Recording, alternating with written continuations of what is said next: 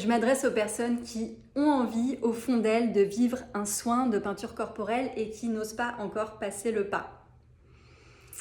Je comprends et j'entends et je vois, et on en parle parfois de vos résistances et des choses qui sont là, donc de ces parts de vous. Alors une part de vous qui aurait envie, une autre part de vous qui freine et qui du coup se questionne.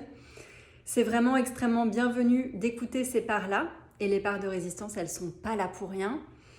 On vit dans un monde où, en général, on n'écoute pas beaucoup quand on vient toucher à ce qui est de l'ordre du corps. On n'écoute pas beaucoup, en fait, les oui, les profonds oui intérieurs. Et donc, il y a quelque chose qui se joue, selon moi, de l'ordre de... Il y a un danger à venir vivre une expérience corporelle parce que peut-être ça va aller trop loin pour moi. Vous voyez? Et donc, ces parts de vous qui résistent, pour moi, elles sont hyper légitimes.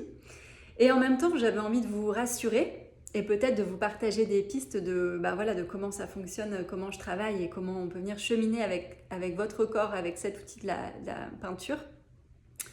C'est qu'il y a vraiment cette notion d'écoute fine de ce qui est à l'intérieur de vous, de ce qui est prêt.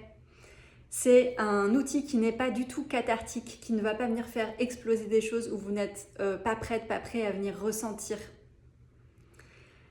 Il y a vraiment cette notion d'écoute et de douceur. En fait, on est à la fois dans quelque chose de puissant parce que bien sûr, on va venir toucher des choses qui sont importantes pour vous, mais celles qui sont prêtes. Et cette notion de douceur-là, elle est primordiale dans la construction de cette notion de sécurité que vous venez tisser à l'intérieur de vous et de qu'est-ce qui vient se révéler.